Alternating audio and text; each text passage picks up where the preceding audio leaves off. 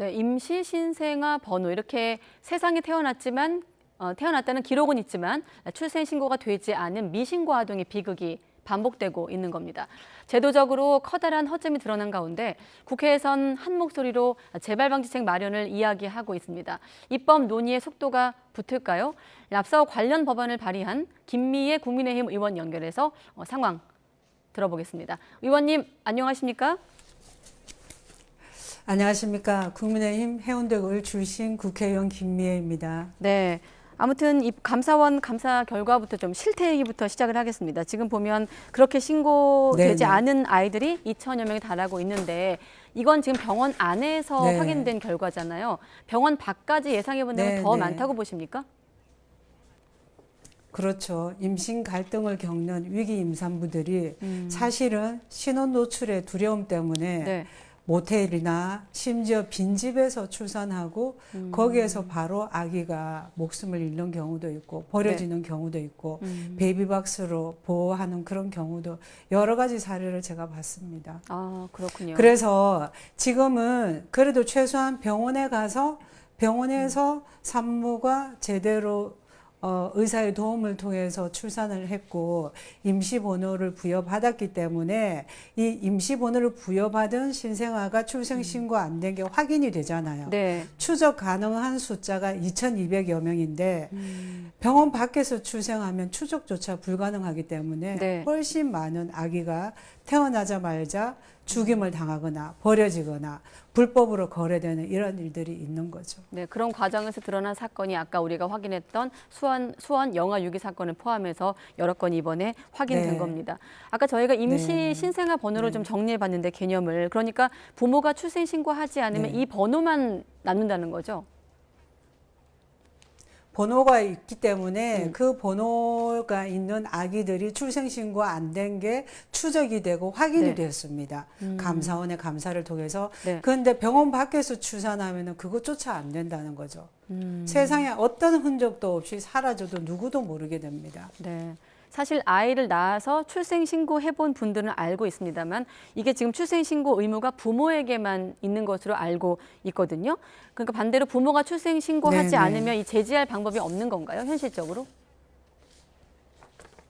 현실적으로 출생신고 의무가 이제 출생자의 그 뭐가 해야, 부 또는 뭐가 하고 혼외자는 뭐가 해야 되고 또 그 외에도 동거 친족이나 분만에 관한 의사 조산사가 할 수 있도록 되어 있지만 대부분은 부모가 하고 뭐가 하게 되는 경우죠. 그런데 그 부모가 하지 않으면 5만 원의 과태료 처분이 있죠. 5만 원의 과태료. 물론 사실 이 5만 원의 과태료 대개 부모들은 정상적인 환경이라면 출생신고를 굉장히 설레고 흥분된 상태에서 하기 때문에 이걸 낼 이유가 없지 않나 이런 생각이 드는데 그 반대의 지금 경우를 우리가 고민하는 것 아니겠습니까? 출생신고 되지 않은 아동들 결국 이 제도 밖에서 방치될 수밖에 없는 상황인데 행적을 추적하기 위한 좀 어떤 방법들이 있을까요? 이번엔 지금 병원을 통해서 추적한 거고 뭐 예를 들면 교육이나 복지 이런 문제를 통해서 좀 우리가 추적할 수 있는 현실적인 방법이 없는 건가요? 출생신고되지 않는 아동을 추정하는 방법은 현재로서는 감사원이 했던 그 방법은 병원에서 출산한 아기는 그 방법으로 하면 될 것이고 그러나 병원 밖에서 출산한 아기도 우리는 보호해야 됩니다.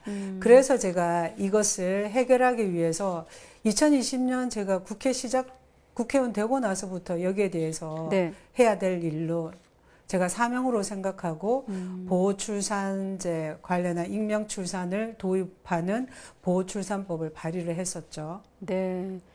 다음 질문이 바로 그 시스템에 뚫려 있는 큰 구멍 얘기를 할 텐데 이 문제를 좀 계속 다뤄보시면서 가장 큰 허점은 뭐라고 생각하십니까?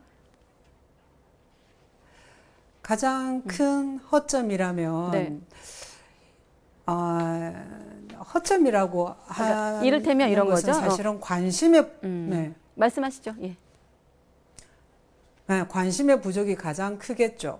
우리가 평범한 사람들은 당연히 출생신고를 하고 축복 속에서 낳아서 사랑 속에서 잘 자라지만 그렇지 못한 사각지대에 있는 아기들이 있죠. 제가 국회의원 되고 나서 여러 차례 책임 있는 기관이나 장들에게 질의를 합니다. 네. 가장 사회적 약자가 누구라고 생각합니까? 별로 제대로 대답을 못하죠. 머뭇거리는데 제가 말합니다. 그건 누구냐면 스스로도 집단적으로도 의사표시를 못하는 아기라고. 그 아기도 태어나자마자 축복받지 못하고 버려지는 아기라고. 이 아기들의 울음의 의미를 찾아서 이 아기를 보호하는 것이 우리가 할 일이다. 그래서 저는 실질적인 관심, 게다가 이 아기들을 보호하려고 하는 사람이 별로 없었다는 거죠. 네. 그러니까 이거는 큰 일들을 대한민국에서 우리가 지금 보면서 경악하는데 사실은 이런 징후들은 늘 있어 왔습니다. 네. 작년에도 강원도 둘레길 눈 위에 아기를 신생아 15일 된 아기를 버려둔 일, 게다가 며칠 전에는 모텔에서 아기를 낳자마자 변기 안에 넣어서 뚜껑을 덮은 일, 또 창밖으로 아기를 버린 일 비일비재합니다. 네. 게다가 제가 이 보호출산법을 발의한 배경은 2020년 10월 말쯤인가 쌀쌀한 날씨인데 그때도 이 베이비박스가 관악구에 저기 구석진 데 있습니다. 네. 그곳에 가려면 심야에 택시를 타고 가야 되고 또 12계단을 걸어서 올라가야 됩니다. 혼자서 아이를 낳은 여성이 이 아기를 안고 12계단 올라가서 몇 발자국 더 가서 오른쪽으로 가면은 따뜻한 보금자리인 베이비박스고, 그런데 신원 노출의 두려움 때문에 왼쪽에 물통 위에 아기를 두고 갔습니다.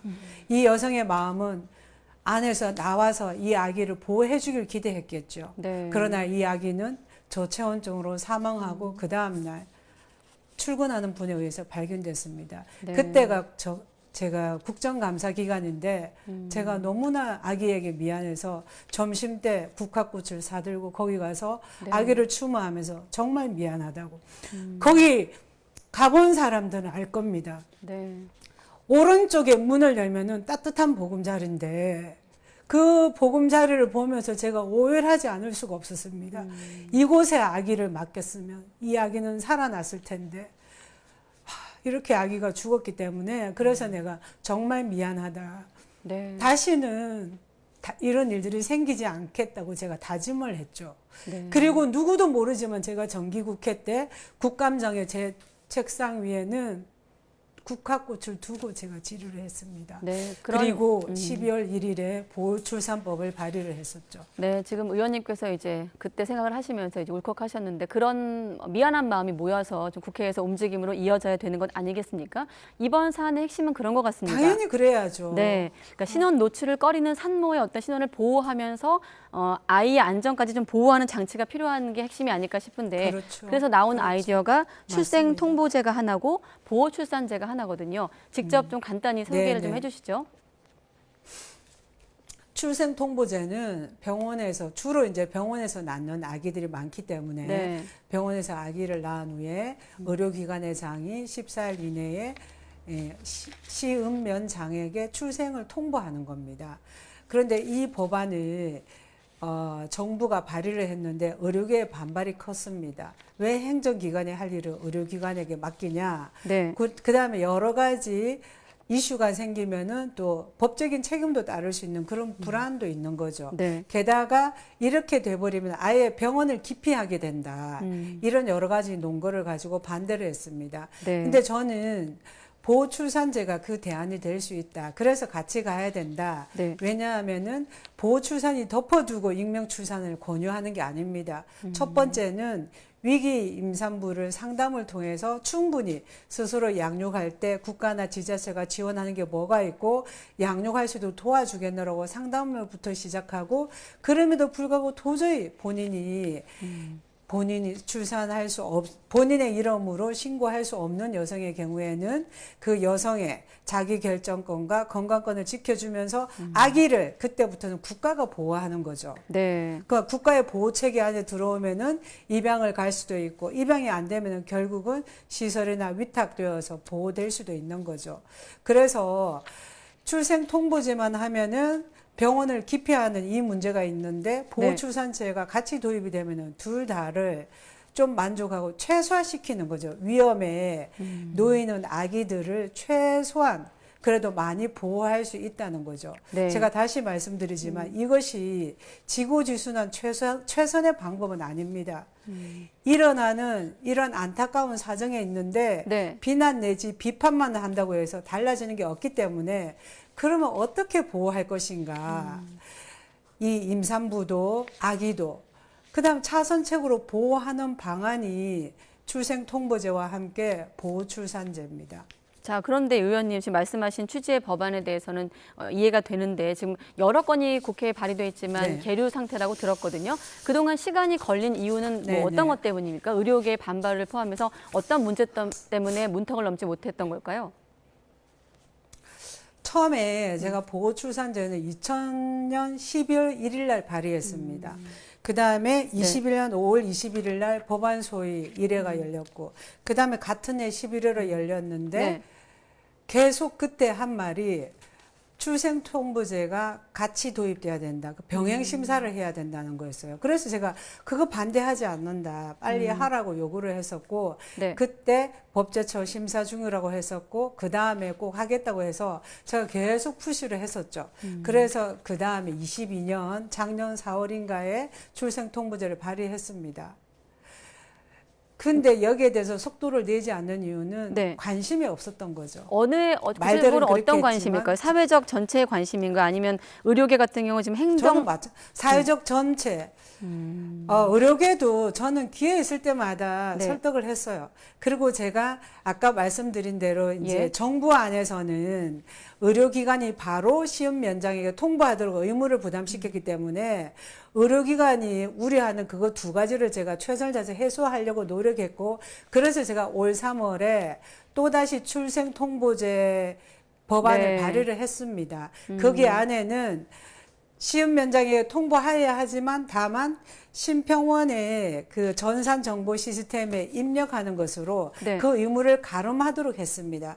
그것은 현재에서 크게 벗어나지 않는 일이고 의료기관 부담도 적거든요. 네. 그리고 아까 말씀드린 대로 병원 기피하는 거는 보호출산제가 도입되면은 그건 최소화될 수 있다라고 해서 제가 만난 의료계의 뭐 소아청소년과 학교 회장님이나 산부인과 학회나 또 부산시 여의사회나 이런 분들은 전부 다 동의를 해 주셨습니다. 네. 근데 이 부분을 충분히 설명을 하고 동의를 구하는 이런 노력들이 다각도로 이루어져야 되는데 사실은 많은 분들이 노력하지 않은 이유도 있을 것이고 네. 게다가 덮어두고 반대하는 경우도 있었어요. 이 내용을 충분히 확인하고 거기에 대해 문제되는 거 저한테 제안을 하면 저도 같이 논의해서 자, 그런데 의원님, 우려되는 부분을 시간 최소화시켜야 관계상 되는데 하지 이번 않았던 거죠. 실태조사 결과를 통해서 이제 설득하는 과정이 조금은 나아질 것 같고 지금 저희가 국회를 연결해봐도 여야 모두 한 목소리를 내고 있는데 해외 사례를 좀 시간 관계상 화면에 보여주시고 이번엔 좀 바뀔 것으로 보십니까? 네. 어떻게 보십니까? 이번에야말로 저는 정말 비난하고 비판하고 울분을 토하는 끝이지 않고 지금도 수많은 아이가 한 해에 얼마가 될지 모르겠습니다. 네. 형사 입건된 아기만 해도 한 해에 120명이거든요. 이런 아기들을 보호해야 됩니다. 그 밖에 있는 아기들 포함하면은 한 해 수백 명이 되겠죠. 네, 저희가 지금 다른 나라 사례를 좀 보여드리고 살려야 됩니다. 네, 다른 나라 사례를 좀 보여드리고 있는데 실외 출산제, 익명 출산제 이런 걸 도입한 나라들은 조금 어떻습니까? 좀 개선이 됐나요, 현실들이? 프랑스는 41년이고 독일은 2014년인데 한 해 5, 600명의 아기들이 이렇게 보호가 됩니다. 생명을 지키는 일에는 정치도 이념도 아무 상관이 없습니다. 우리 모두가 함께 해야 합니다. 네, 말씀하신 대로 우리 모두 함께 해서 좀 이번에 좀 공감대가 있기 때문에 법안으로 좀 입법으로 연결이 돼서 제2의 수원 사건 또 제3의 화성 사건 막아야 되지 않을까 이런 생각까지 해보겠습니다. 네, 김미애 국민의힘 의원이었습니다. 고맙습니다, 의원님. 네, 감사합니다.